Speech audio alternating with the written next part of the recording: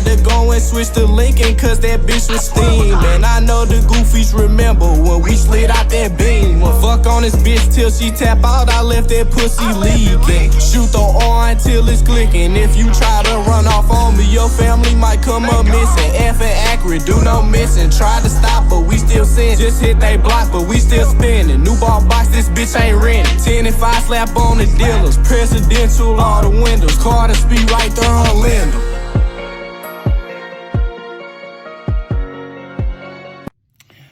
Welcome back to another episode of Who Want a License? Yes, it is. I'm so excited to be here with you guys today. I appreciate y'all for tapping in. Y'all know we gonna come in and we gonna have a little fun. We gonna get some serious talk in now, and we gonna see if we can make a difference, right? So I appreciate you guys for coming in, joining with me. It's getting better and better every time, and it's nothing but love. So first of all, I want to say, y'all gonna get comfortable. This one might go a little past an hour, might be an hour and a half, whatever, man. Cause we gonna for this one, man, we gonna take the gloves off. Y'all know when normally we come on here, I kind of censor things and try to keep it pretty much respectful for the YouTube platform, or maybe so I can get monetized. But in all actuality, some of these situations need real talk. They need real light shown on the whole thing, man. So I may not get monetized. So guess what? This video may not get monetized. So if you feel to donate, because you know, if you want us to keep rocking and staying on these crazy ass folk neck, then hit the cash up, man. Do a donation. It ain't got to be no certain amount. We appreciate everything, right? And definitely gonna be a shout out to everybody who donate. So we gonna get ready, man. Y'all gonna do what you gotta do. Grab your cup, your joe, your drink, whatever it is. Roll it up, fire it up. Do whatever you need to do. Come letting you know now, we taking the gloves off. We going in. I appreciate y'all for tapping in with me. Right in the start of a speed. I called a speed in District 1, took them to District 3. I like them big ass Drakes, don't fuck around with 223. 300 blackout, I swear they rip straight through a tree. New ball straight, this ain't a stolo. Lil Wick bounce out like a pogo. Bad bitch telling me to slow down. Bitch, I don't know how to go slow. Papa X and getting Gomo's hip from here and make me chill out. Bitch, get off your ass and get some application. You cannot rep that 6, man, and be a hoe in prison. Damn, I wanted to do that shit so bad on video. You cannot rep that 6 and be a hoe in prison, man. They will kill you. Prison paparazzi, man. You know what I'm saying? You cannot rep the 6, man, and be a hoe in prison. They will kill you. I believe it.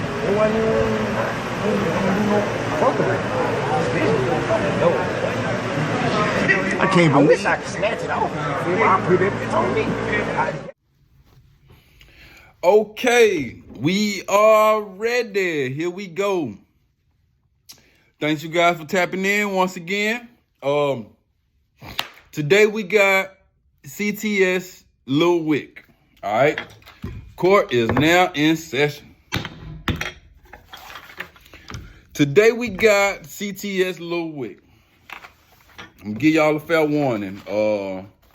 This ain't gonna be for the young folk. I mean the tender ears, you know, we'll say from the ages about 9 or 10 on down. If you got a teenager, then that may be cool. But yeah, man, I know today we're gonna keep it all the way real. I think some things need to be said. And you know, had you guys had the right training and the right kind of masculinity in the home, then a lot of these things could have been avoided. Okay, so we got 18-year-old Michael Henderson, better known as the rapper CTS Lil Wick, has been charged with first-degree murder in the shooting death of Joseph Raymond Shaw, 42. Henderson was captured on surveillance footage around 2 p.m. August 26, riding a motorcycle on Broadway next to Shaw, who was behind the wheel of a white Jeep. Henderson allegedly drove his motorcycle in front of Shaw, reached back towards him, then shot Shaw in the forehead. He died instantly. His Jeep crashing at Nebraska Avenue and South Broadway Street.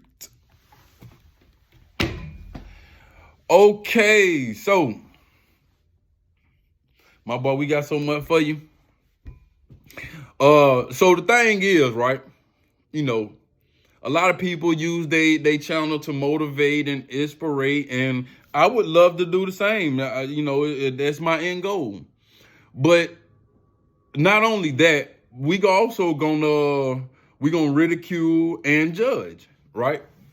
Some situations okay, so for the youth coming up, maybe y'all can get something out of this, but for Mr. Henderson, you know, we really not looking to appease you in any kind of way, because in all you know, in how am I trying to say this? For all intended purposes, you may have ended your life. You got your, you know, trial coming up December. It's like December 2nd, 2020. January 2024. That's right around the corner, and you in the fight of your life.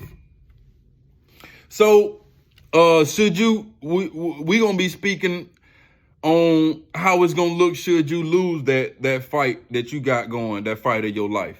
All right. I don't think it's gonna, you know, you'll be able to beat it because of course, look at, you know, you're gonna be judged by the media. Look at your Instagram, look at your music. You 18 years old, you dumb as shit. So, you know, you're gonna be judged by these things, and I don't know if y'all just heard that, but that was just my power coming back on. And what I mean, the power just came back on. This morning I woke up, the baby had some event at the school, ran to the school, had the event. When I come back home, get ready to get with you guys, guess what? The power was off in my house. Now, that's what you call a problem, right? That's what you call a problem. I got baby milk in the fridge. I got all the food in the refrigerator. I need to charge the phone so I can talk to you guys. You know, all kind of situations going on. Can't get on my internet. So the power being off, that's what you call a problem, right? Instantly, I can get on my phone. I call them, you know what I mean? Even though, you know, my bank accounts might be low or whatever, I can't do the debit or credit. I can still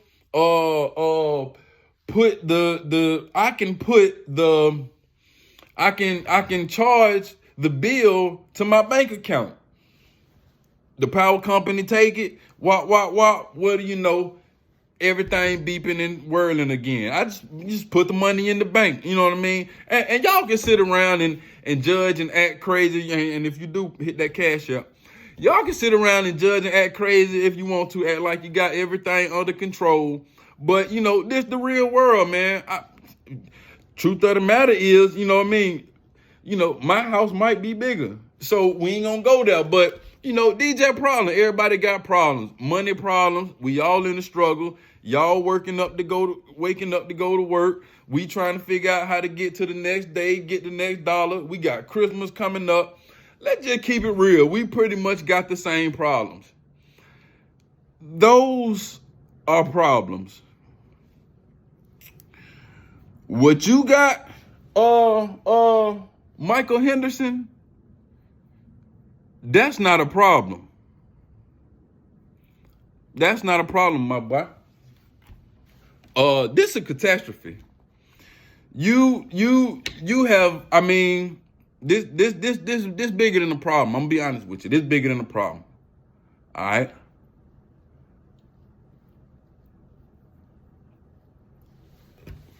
for whatever reason. I don't know, who you were raised around. Maybe there was no strong backing around in the house to give it to you straight cut and undry, without all the bullshit, because what you honestly needed, you just needed somebody to grab you, and shake the shit out you and let you know what's really real and how the world really operate. Cause this bullshit that you got going on, all this hopping around, jumping around with big caliber guns and thinking that's what it is, that ain't what it is. See, now you done got yourself into something that I don't think you gonna be able to handle, my boy. Yeah, no, we gonna keep it real. I don't think that you gonna be able to handle this. Okay? Somebody at home probably should have told you, man, you let's just keep it real, man. Now you going to the world of niggas. You on your way to a world of niggas. And I've explained this before in the earlier videos. They ain't get a whole lot of views. We go over it again. Niggas can be black or white, but it finna be a whole lot of ignorance you just surrounded yourself, you just signed up for because you thought that was cool on the outside. Them same dudes you hopping around and jumping around with guns with are gonna be the ones that eat when it's time to eat. And you know why? You know why it's gonna be you? See, we got I made the list out there. It's a list of pros and cons that you got being young, white, and dumb going in these folk chain gang. And man, your losses are stacking up. See, you white, right? So regardless of what you think it is and how it is, you going to a black ran situation, institution, nigga ran institution, man, you about to go see, you want to stay around, see somebody at home with a strong back should have told you, listen, man, go on somewhere and work for the power company. You could have been at my house this morning trying to turn this motherfucker on. You know what I'm saying? Somebody should have told you to go on somewhere and get some kind of degree, some kind of knowledge, some kind of anything. You ain't but 18 years old. You literally could have learned anything. You could have learned how to breed dogs. You could have been a cowboy, a farmer. Like, this is your America. Even them little dumbass boys that's hopping around with you. Most of them some of them might be on the way behind you, so you ain't got to worry about being alone in them. But even with them, 2023 in America, there is no excuse for not being able to progress, to get just a foot ahead. I mean, if you literally use your brain, it's not slavery days. It's not, even if you in a rundown place, a rundown city, you can literally leave. I'm in Atlanta and every day I meet somebody else. Yesterday, dude was over here from Philadelphia. Got tired of the bullshit, came down here, now he pressure washing. He going from houses to houses doing. I mean, this is what you can do. But, so if they end up messed up just like you, we don't get them no pass, because nowadays it ain't, you have a choice and you have a chance. So we ain't even worry about that. But you done already chose to hang around these niggas. Somebody should have told you that these niggas ain't your friend. They don't like you for real. At the first sign of weakness, the first time it's time to cross somebody out, guess who it's gonna be? The first time the funds get low or we need guns or whatever, when it's time to, hit home, when shit starts to implode, guess who gonna be first on the list? You, Mr. Henderson, Mr. Gang Gang. You think you gang gang? You see what I'm saying? Somebody at your house should have told you to leave. Ain't nothing wrong with that. Leave them niggas alone. Go on somewhere. Be with your kind. Find something to do. You gonna get to interact with niggas anyway. You got to. But you are not one of them. They know that. They should have told you that. They don't talk the same around you. Because guess what? When it's time to cross you out, it's going to be, bro, don't worry about it. I got my little crack. We going to get him. Yeah, little crack of this, little crack. You see what I'm saying? If they ain't gonna be able to hold the masses off you, even if they say that when you go inside that prison, even if they say, nah, he cool, we know him from the street. They not gonna be able to hold that weight that them folk gonna come at you at. You think it's a good idea to ride around and murder black folk in St. Louis? Man, it don't make no difference who sold the gun, man. Don't run it to me. Don't run it to me, my nigga. Straight up. Straight up, my nigga. Don't run it to me. Don't run it to me, my nigga. I'm getting madder and madder. That boy in the grave for nothing, my nigga. You know the fuck who, nigga. You the one stole the motherfucker. Hey, look, bro, don't play with me, man. Don't play with me right now, man. Don't play with me, my nigga. I'll kill you with this bitch. Y'all nigga killed my motherfucking homeboy. You just called his name earlier. Ooh, be real with me. Just talk to me, son. Real talk to me, homie. Don't do all that. Talk to me, bro. What you mean? Just talk to me. It's a dead body here. What's up? Dead body, what wrong? Talk to me, big dog. In Pine Hill, bitch. All right, talk to me, tell me about what's going on. Y'all killed my little homeboy. Y'all killed my son. Dude, you just talked about it, dog. Oh, no, I'm a gangster, dog. Real talk. Real talk, gangster, big homie. Took down, homie. You ain't no gangster, nigga. I just checked your fucking background, nigga, out of Mississippi. Next time I ain't no gangster. Fuck no. Ask a nigga what I claim, homie. True, nigga, ain't true, say you don't even know you.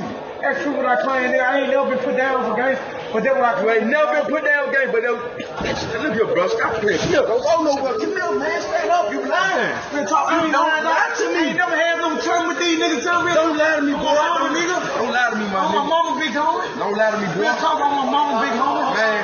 Homie, listen to me, homie. You killed my homeboy. I don't know who killed your homeboy. I'm my mama, dog. The rest of you to my mama right now. Who killed my homeboy? Who your homeboy is, big dog? You stole the guns out the sports and them the same guns that killed him. Who your homie is? Who killed my homeboy? Listen to me, who your homeboy is? Who you sold them guns to? Fuck all that. Who you sold them guns to? Tell me. Who I sold the gun to? Exactly. I'm from Mississippi, big dog. From Woodville. Let's go. Who I sold the gun to? Who you sold Who I them sold to? the gun to, homie? Real talk, I swear to God, listen to me, big homie. Who you sold them I'm to? trying to think right now. Real talk, don't hit me no more, but listen to me, homie. I ain't gonna hit you. Go ahead. Who I sold the gun to? I'm listening, my nigga. Niggas from Centerville, dog. All your guns went to Sylvia. Look, I ain't never selling a gun and wouldn't answer me from lie with you sold, homie. That's what my mama listen to me, big homie. I would never like You broke in the sports center, man. All them brand new guns the one killed John, man. I remember. Fucking right. niggas when Don died. Man, you serious? Man, I'm right here, Don the gangster, ain't Don the blood. Don't play with me, my I nigga. don't know nothing about it, but I'm just right here to the Lord, nigga. God know me right now. You know what I'm saying? I'm not gonna sit here and talk this. Okay, I can take an ass with, but I'm not just gonna sit here and do this to you. I don't want you to take no ass. I want you to tell me who you sold them guns to, nigga. Who I sold guns out You come straight in this bitch asking for me. Why you looking for me? I'm the real killer for them. I sold a nigga, I'm real talk nigga. Guns, Don the gangster. No, answer me. That's how I'm telling you, I don't know that really know too much about it. Oh, bullshit. You don't play with me, bro. That nigga dead, man. You playing. You started playing. You don't know me. You started playing. You wake up and find yourself, you'll be all right, my nigga. Get up. Get the fuck off my bed, man. You fucking tripping, Lay man. down. Lay down. Lay down. And you think you just it's finna be a cakewalk. See, man, I know what be going on. I know what be happening, right? And I think it's a coincidence because anytime I do a story on one of these boys, you can always go back and find their Instagram page. You know, if they get charged with murder, you can go back and find their Instagram page and see what kind of music they making. So some kind of way, every young nigga with murder will do music. Is this a coincidence? No, I don't think so. But you got people like, and if you really in the street, you know what I'm talking about. If you've been in the street, if you had a life like I've had, you know what I'm talking about. You know, it's gonna always be that guy that, you know, he seemed to get away with stuff. I knew a guy like this, and his name was damn, I forgot it. I forgot his name. But we used to call him Deathstruck. But the situation was he would be the guy where he could shoot 2 or 3 people.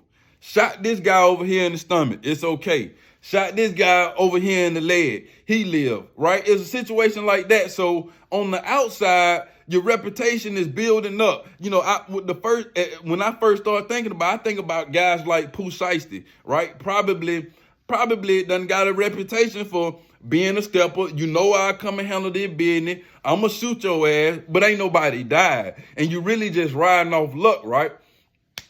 So you thinking that's attractive, and you thinking maybe you could do, you know, you got to put you in one or two. You want to, you know, get some names, some rumors under your belt. You want somebody to be walking around with a bullet in them that done came from your stupid ass to let them know you serious, that you gang, right? You want to solidify yourself. And then the first time you pull the trigger, somebody die, shot in the head. And it's you know, Pooh Shiesty coming home. He probably done shot by 3-4 niggas. Gonna keep rapping, doing his thing, doing what he do. And look at you.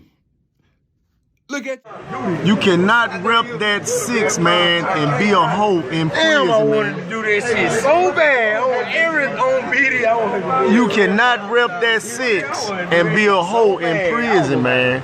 They will kill you. Prison paparazzi, man. You know what I'm saying? You cannot rep the 6, man, and be a hoe in prison. They will kill you. I believe it.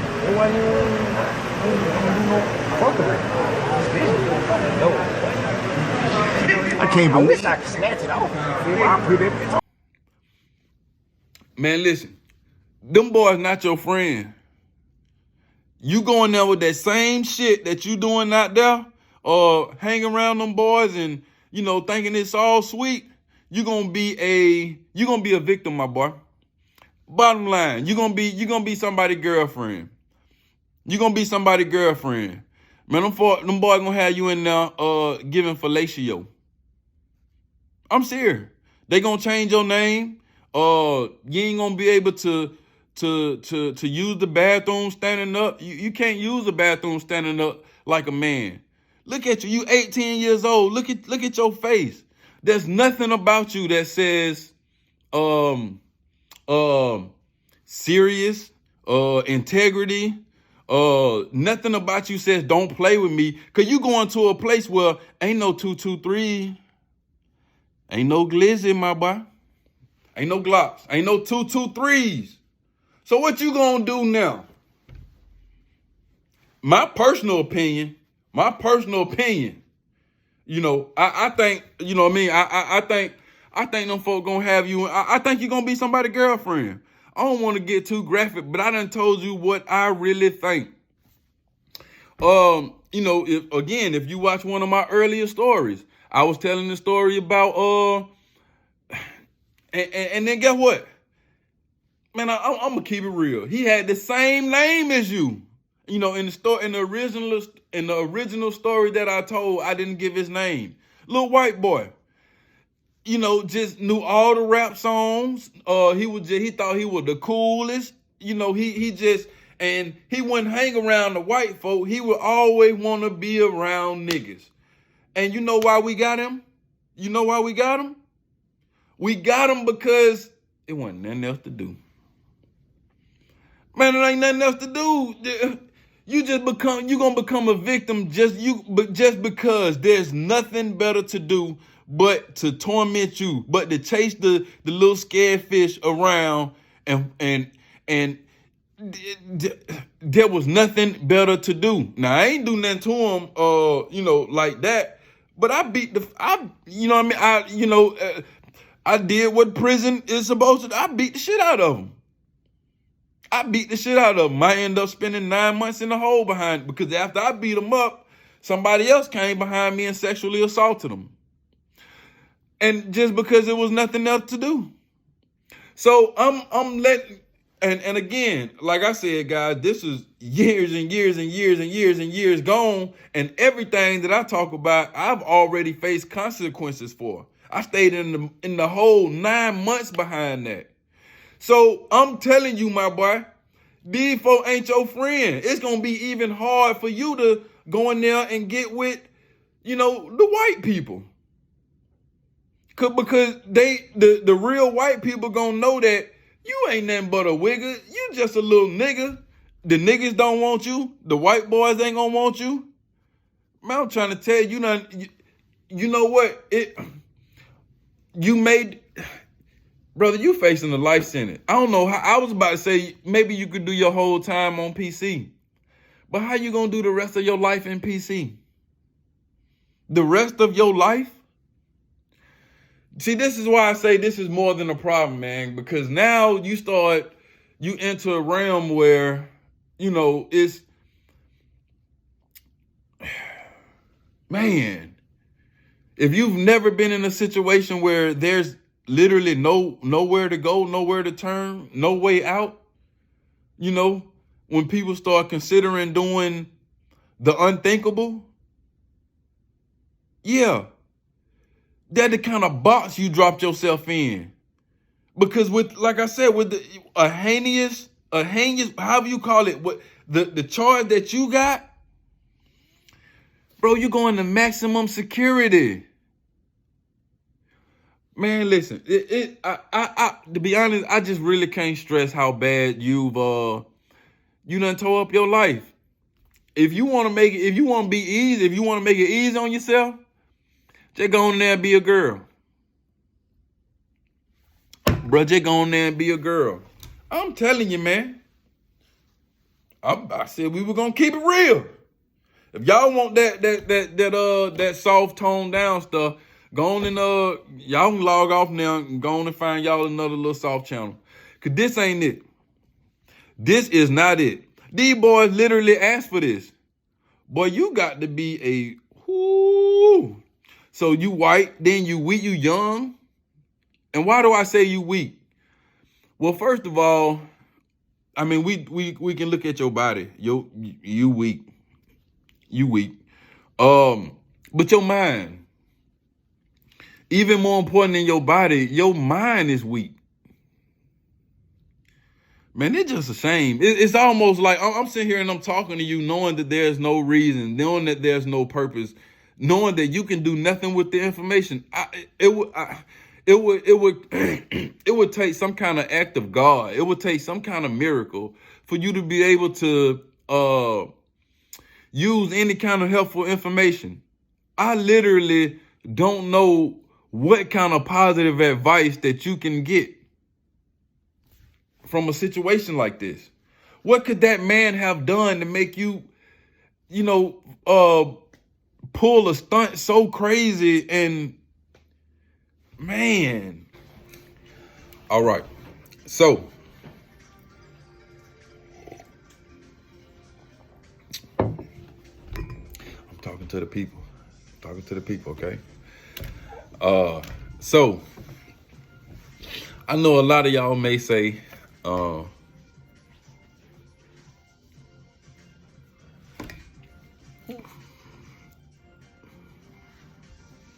Can I get in there? say hey, baby. Hey. Okay, that's it. Daddy gotta work. Okay. Good job. Okay, so I know a lot of y'all may say, why he keep saying the white boy? Why he keep saying the white boy, the white boy? And I'm not really referring to him by his name. The couple of times that I did, I called him Mr. Henderson. Fact of the matter is, where you going, that's all you are. That's how you gonna be referred to. You just a little white boy. Amongst a group of nothing but, you understand, you just gonna be the little white boy. Not behind your back, to your face. That's what they gonna call, hey, white boy, come here. That's what the officers gonna call you. The little scared white boy. Hey, come here. When they say, hey, what's such? Oh, the little white boy down on the end. Such. Oh, the little white boy. Hey, man, we heard y'all got a new. Yeah, man, we got a new little white boy. So understand, I'm not even being disrespectful. This is truly your new life, my boy.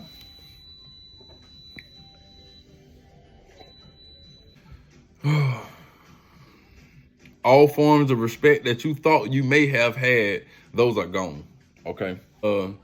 Man, this was just always the funniest thing to me, man. When I was down in River State Prison, and this was a medium security prison, so it wasn't much trouble going on. But it was, it just get a little active, but it's definitely not close security, right? So I'm inside there in the dorm, and an older fat dude got to arguing, with a young white boy. I can't remember his name. But he got to arguing with a young white boy, and the young white boy was trying to hold his own and not be pushed around inside of the prison. So, they agreed to go in the bathroom and fight. That's normally how it goes down. That's normally what we do in prison. Matter of fact, when you saw I was in the bathroom. So they agreed to go in the bathroom and get it on. Now we got Shoki Bowler. I can't remember where Shoki Bowler is from, man.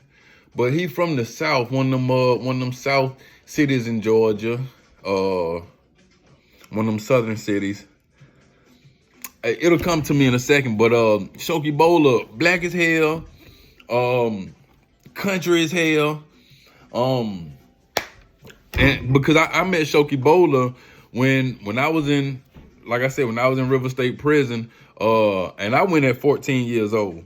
So when I met Shoki, I was maybe 20 or 21, and of course I had never been introduced to, the heavy marijuana game, out in the world, because I was only 14 years old. So I had gotten my hands on way more marijuana behind the walls, and I was actually dealing in ounces and, maybe even up to a quarter pound. I got a half in one time, half a pound of weed.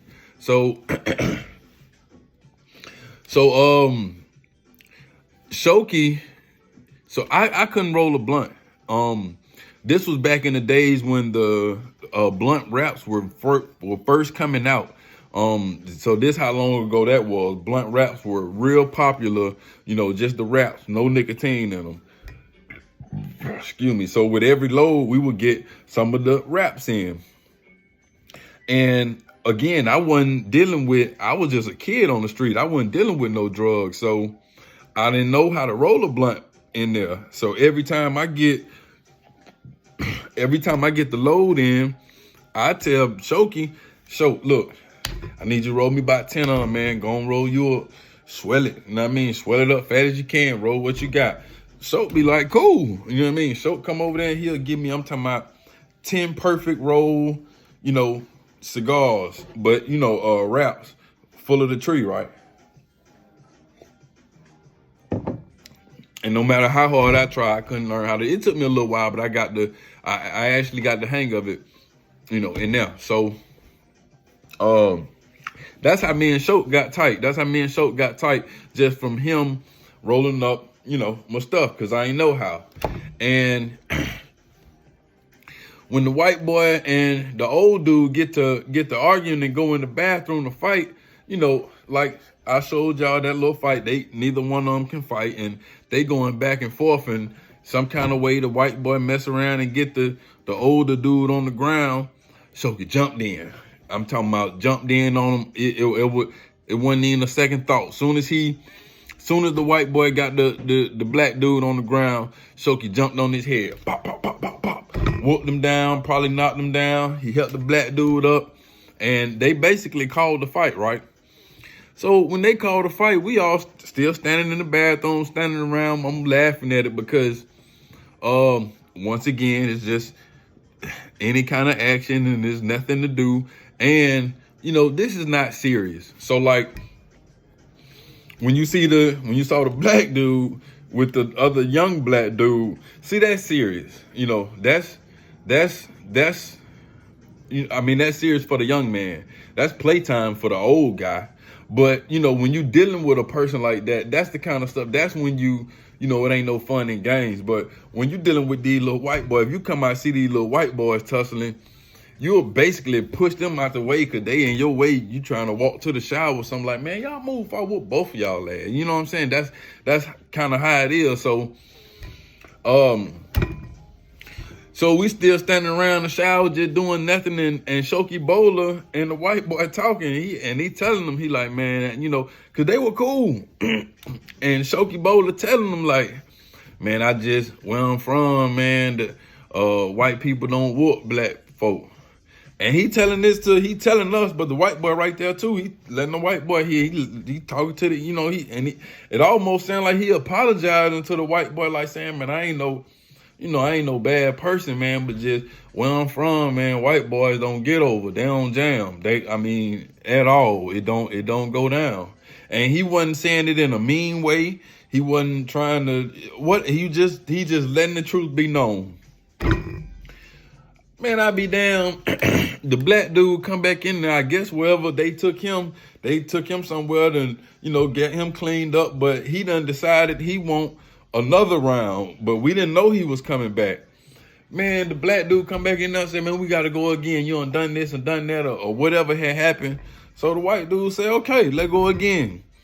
Man, they square up again. They get to going again. I'm talking about as soon as the white boy get to getting over again, I'm talking about just like clockwork. You would think that since Shoki Boulder just sat here and apologized to the man and told him it wasn't nothing personal and this and this and that, that maybe he wouldn't do it again. He would let the white boy go ahead and get his one. Man, I'm talking about as soon as the white boy started jamming, Shoki jumped on his head again. Pop, pop, pop, pop, pop, pop, pop, pop, pop, pop. Beat him off the black dude, helped the black dude up. And I mean, it just was not a big, I'm talking about, man, this was the funniest thing. And it was just, you know, that became one of our running jokes. One of our running jokes among the dorm. You know what I mean? You could be friends or whatever.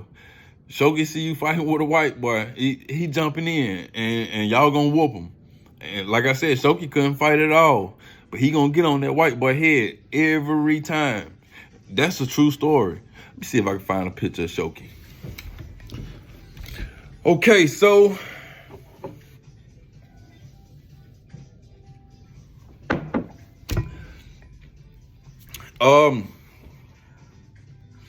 we'll just keep going, man. We'll just go over real quick. Another one of the things that's gonna work against you really, really bad. Your age, brother. You 18, being young. Now, I went in at 14. I went in at 14 years old. But, so that means by the time I made it to prison, I was already pretty much what you call a vet. By the time I made it to prison, I was going on 4 years.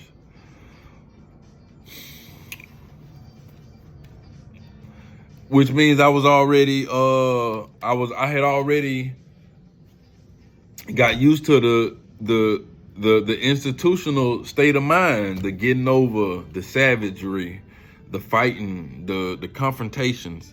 So I had already began processing that. You, my friend, have been living a fairy tale, and now you're going to be put in a situation where you have to do this. The same careless and reckless violence that you swore to on all the tracks.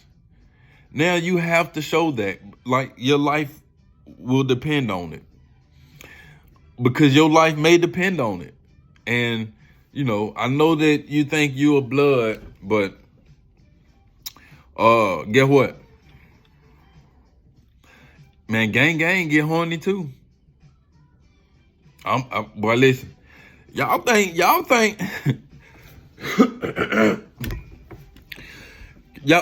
it's just, I mean, I can't tell y'all what y'all think, but let me tell you something. Gang get horny too. Yeah. Them blood they won't they gonna feel like they should have you first because you belong to them. You blood, so you gonna be blood booty. Yeah, you gonna be blood booty, and then maybe the gangsters might and then you got the Crips. Yeah, I'm talking about big gay gangsters. They in there. I don't know what to tell you, my boy.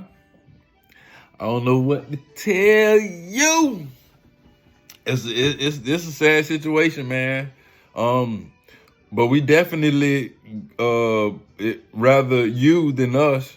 We definitely rather you go through that than any of us, and we appreciate it. We appreciate you sacrificing it and going through it. So because it's crazy, man. We'll play your video one more time. You got to think about it, bro. They gonna stick you in the hole somewhere and you gonna be lost. Ain't nobody gonna even think about you or know. It's almost like being dead. You might, if you have family members, you should have cherished them because that'll be the only connection you have. It'll just be like you really cease to exist when they say when you ain't got no release date. There's no reason to keep in contact with you or to help you keep your head up for any reason. It's just dead weight. It's just dead weight, my boy. So I don't know what to tell you, man. I don't know what to tell you. You done screwed your life up real bad. We appreciate it. You know what I mean? You made the show. We gonna eat off of you. Like I said, this might be the last little exposure you get, man. Right in the start of a speed. I called the speed in District 1, took them to District 3. I like them big ass Drakes, don't fuck around with 223. 300 blackout, I swear they rip straight through a tree. New ball straight, this ain't a stolo. Lil Wick bounce out like a pogo. Bad bitch telling me to slow down. Bitch, I don't know how to go slow. Papa X and getting go-mo sip some hen and make me chill out. Bitch, get off your ass and get some application. The brakes and buckle right. Dog, we get to eat off you. You know what I mean? So we appreciate that. I predict life. What y'all think? Riding, shooting the weapon in the middle of traffic in broad daylight on an assassin. I predict life. What y'all think? I'm gonna bang the gavel on life. Okay, so y'all know when we be on here, man, I like to tell y'all a story or something and let you get to know me a little bit better, let y'all know who I am. So I thought the one that be fitting today is the Wizinator. Y'all might say, what is the Wizinator? Okay, so, and this is what I mean. This is why the story is fitting, because if you're a little white boy, man, you should just be a little white boy, and that's that. I mean, you being a white boy trying to be a wigger, or you being a white boy trying to be gang and gangster, and then fell off in a lane where you don't deserve. Man, you've been swallowed by the abyss. So you would have been more useful to a nigga or to anybody else as just being a white boy. What you good for? You know what I mean? A nigga had a criminal record on, felonies on his record. You could have been the white boy that go in there and buy all the nigga guns. And you understand something now. I'm not promoting anything or anything wrong. I'm just, I'm keeping it real. I'm talking about what go on. You could have been that kind of white friend to a black dude. You know what I'm saying? If you just wanted to be that down, you could have been the one going in, get a nigga guns, or buy his ammunition, or help food or law in that kind of way. Or you could have been one of the white boys that be plugged in the other states and get the good weed, and cause your family got the grow houses and the dispensaries and this and that and the stuff that we just can't tap in and get our hands into, right? But no, man, you ain't good for nothing, John. But anyway, so the Wizinator is the Wizinator So when I came out of prison, right, I enrolled into Griffin Tech in the automotive technology. I'm trying to find something to do, trying to find a lane, a way to go, a direction to pursue. And right now we on college for being an auto mechanic. So I'm in Griffin Tech for auto technician, and white boy now, just a regular white boy like you were, with the long shaggy hair, just white boy doing what they supposed to do. Next thing you know, either he was smelling like weed or some kind of way he ended up buying some weed from me, or whatever was going on, we end up, connecting over the marijuana. So the white boy tell me he growing weed at his house. So, me being a nigga, I'm like, word? Yeah, he growing weed at his house, and he said I can come over and smoke. He said he had something called a vaporizer, and it was was something that I could try, but and it wasn't, he didn't give no signs of no funny business or whatever. Just that's how white folks are. They'll let you come over and smoke. You can come over and smoke all day, right? So cool, we going over there and smoke. So after school one day, we go over his house. He driving, I driving. He driving, I'm driving. We drive over his house, and he's showing me all the weed stuff and all the weed toys. And the what gets me is, the first thing that gets me is excuse me, y'all know I gotta stay alert. The first thing that gets me is he's growing weed in his room. He's growing weed inside his room, in his closet. In his closet, he got like all kind of reflectors and mirrors and stuff like that for light to show for the weed grow, right? And he got weed plants inside his closet, different sizes, different growers, or whatever, right? And he tell me, and the whole house is, he growing weed in his room in the closet, so you can imagine. But he also got like vents and all kind of, he got humidifiers. He got, this shit look expensive, easily $5,000 worth of stuff going on right just inside of his closet. He was telling me how his dad would always complain about the smell, so his mom would buy this for the smell and this kind of vent and this kind of, a situation like that, right? So again, that just clearly amazing. But this what I'm talking about. This the kind of white boy, this the kind of white friends that we be needing. We don't need all this bullshit that you want. We got enough nigga problems by ourselves. So me and the white boy get to smoking or whatever, but first he want to show me a vaporizer. What's a vaporizer? It almost looked like, if you got a baby, it looked like one of the small humidifiers. It looked just like it. It's just a little box, but you put weed in there inside the box some kind of way, and it got a hose coming from it. And some kind of way it's actually like firing the weed up, and it's smoking it, but something is coming out and you can feel it, but it's not smoke. In some kind of way, it's a vaporizer. So even when you hit it, it'll make you cough. You can feel yourself get high. You get all the effects, all this and all that. But we know for sure we ain't putting no fire to the weed inside his house, right? So he showed me the vaporizer. He showed me that this how he smoked when he inside the house. Then we roll up some good weed. He's showing me what he rolling, what he smoking, what he growing inside his house. He got this over here. He got that over there. I got to check the window. Y'all give me a second. Paranoid, y'all. But they out there putting up the decorations, for the holidays in somebody's yard. But it's just unfamiliar activity in my neighborhood, And again, they're the kind of stuff you ain't gonna never get the experience. CTS Lil Wick, you ain't gonna never get the experience being a paranoid ass old man going to check out what your neighbors is doing, peeking on them and all that. You done missed out on all that. Anyway, so me and the white boy now smoking.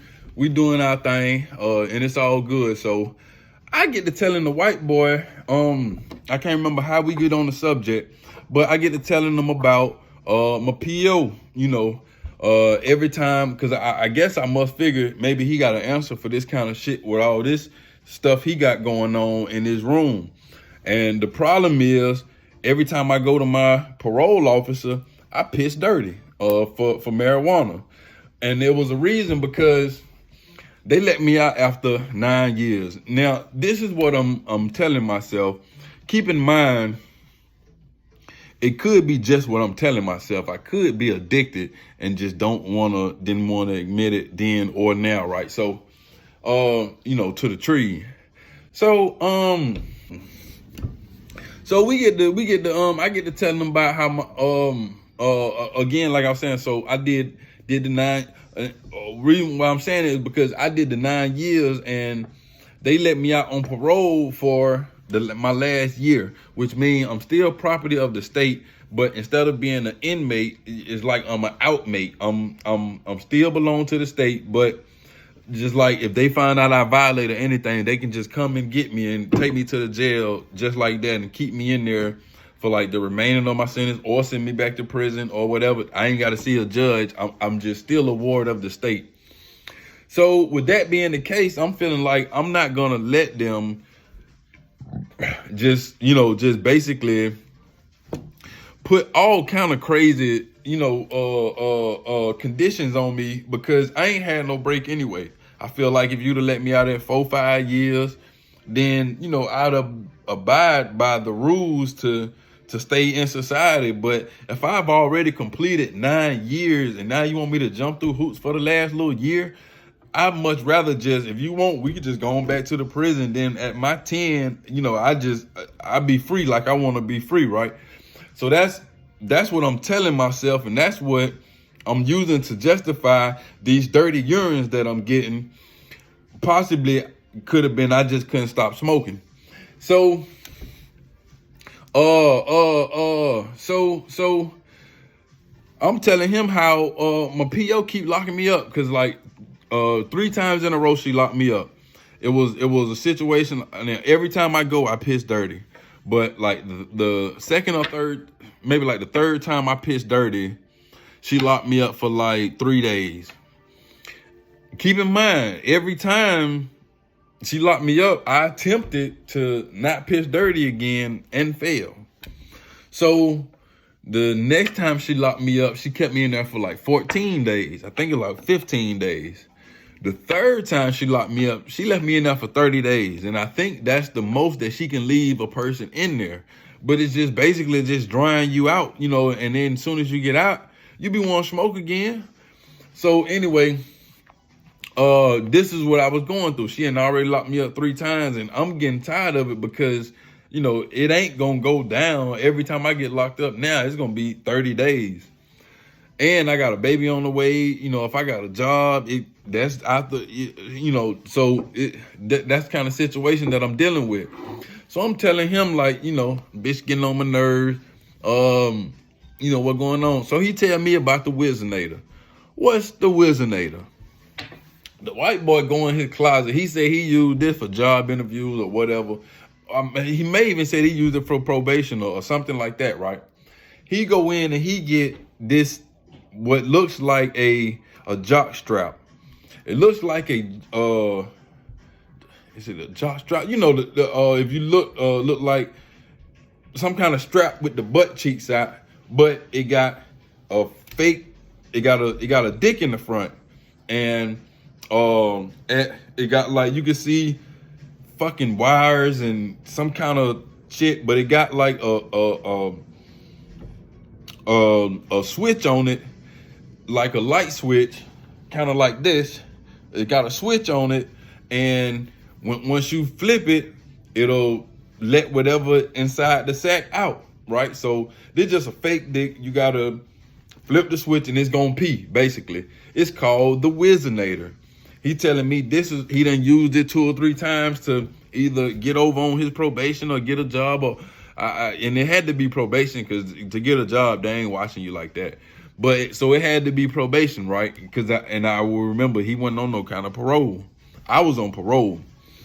So I'm like, dang, it worked. He like, yeah, bro, it worked. I done used it twice, 3 times, whatever. I ain't had no problem. I'm like, damn, how you get it? He told me he ordered it.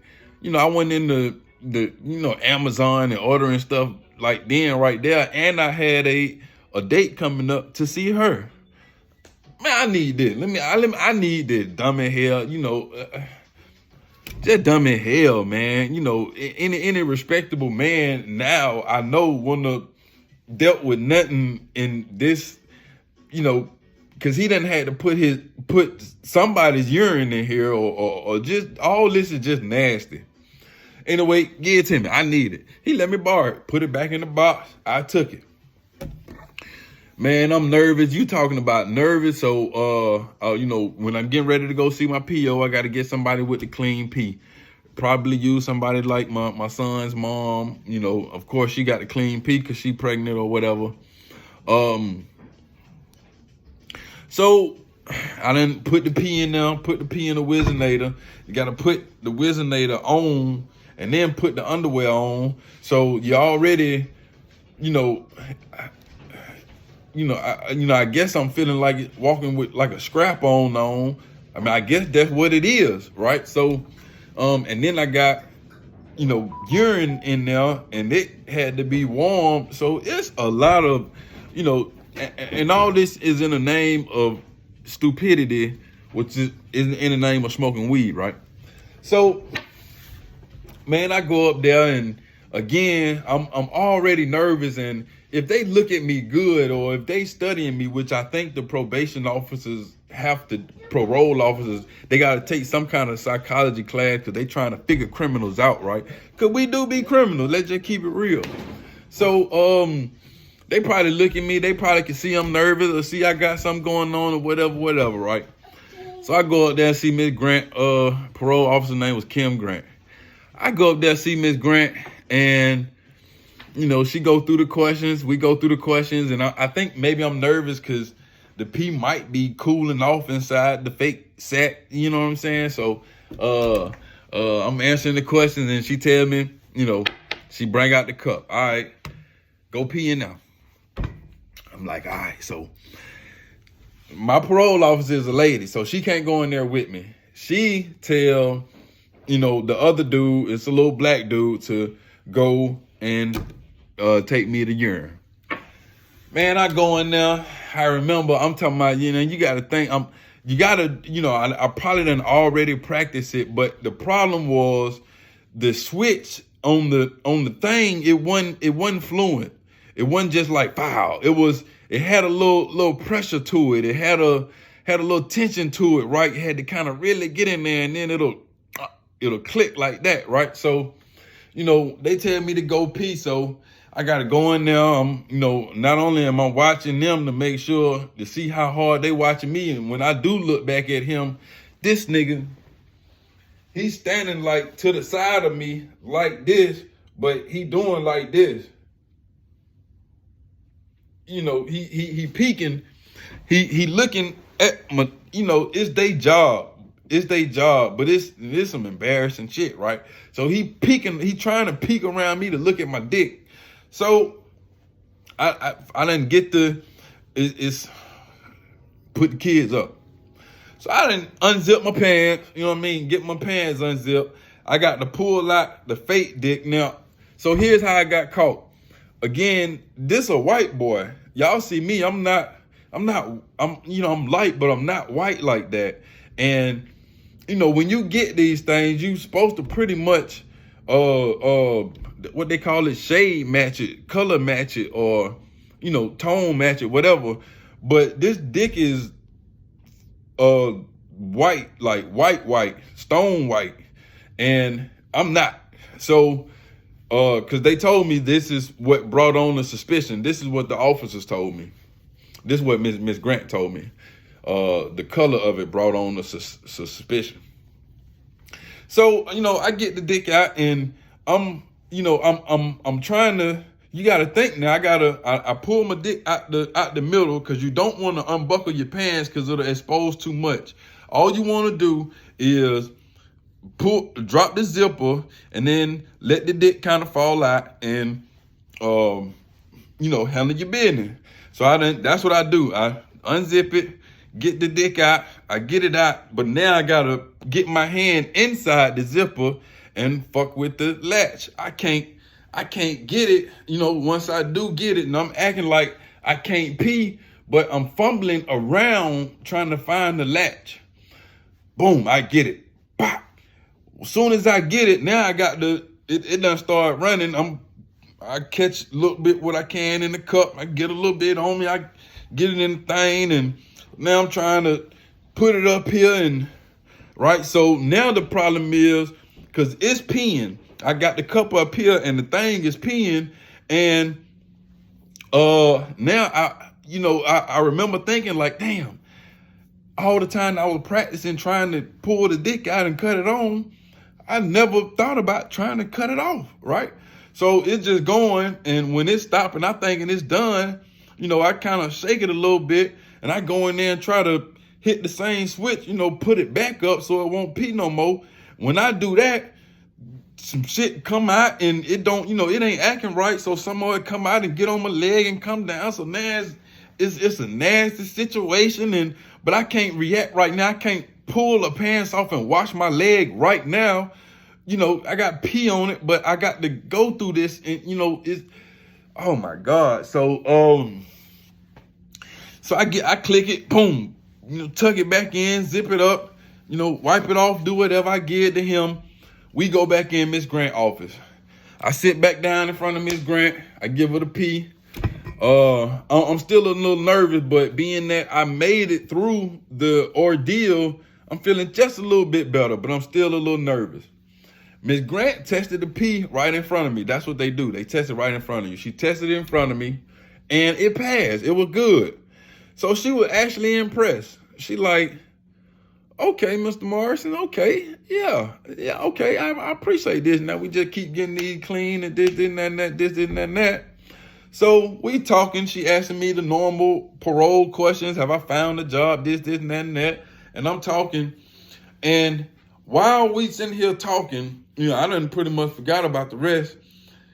Two dudes come and stand behind me in the doorway. They stand shoulder to shoulder blocking the doorway. One of them is the little black dude that went in there with me. The other one is just another big white boy probation officer.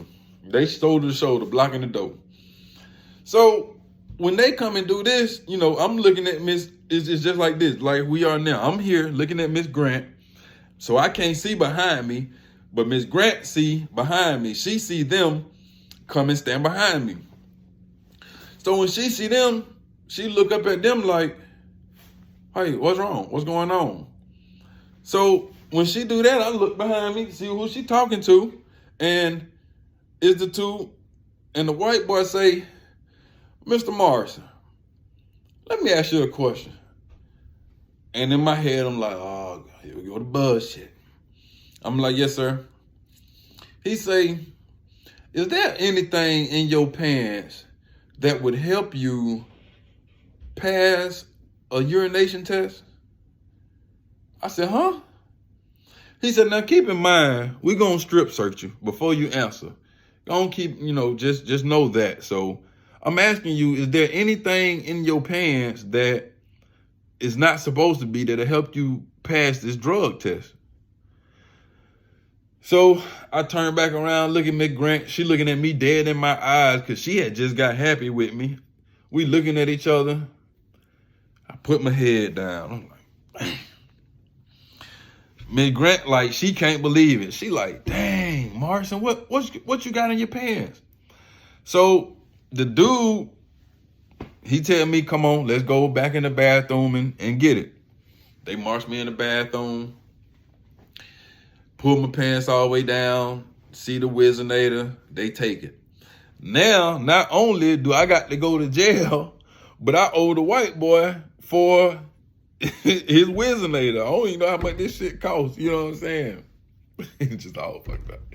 So they took the Wizinator. I'm talking about, man, now I am the joke of the entire parole officer, the entire parole office. You know, they done put on the white gloves and they marching my Wizinator around, showing every officer. You know, they done put me in handcuffs, but on my way to the car, they stop at the other parole officer door and look at this. You see, look, you see this? You see? Have you ever seen one of these? You gotta be careful now. You know, and they talk to you like it's just all good. Like, man, they coming up with some good shit out there, ain't it? He like, man, you almost had her. This one was good now. You almost had her. You know, that's how they talk to you. It's cat and mouse, right? So I'm like, damn, again, all I'm thinking of, and I gotta go to Clayton County. This was dreadful, man. Whenever you go to Clayton County, you do 3 days of orientation. That's the first 3 days of lockdown, man. It's, oh my God, I'm not even worried about the whole 30 days. I'm worried about the 3-day orientation. My God, man, this is hell. I'm talking about hell. And then when you get out of orientation, it's just a little bit better, right? You know, when they call your name to pack up, man, I'm talking about it's like a call from God himself to get out the DeKalb County jail. This is when Victor Hill was down there.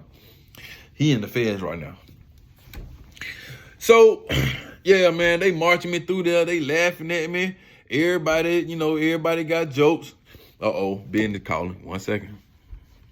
Okay, what I meant to say was a few seconds ago was Clayton County Jail, not the DeKalb County Jail. I've been a resident of all, but I meant to say Clayton County Jail. You know, when you getting out of Clayton County Jail, it's like a call from God. I know y'all caught that. And and the whole time she taking me down there, Miss Grant take me and the big white dude, they take me down there.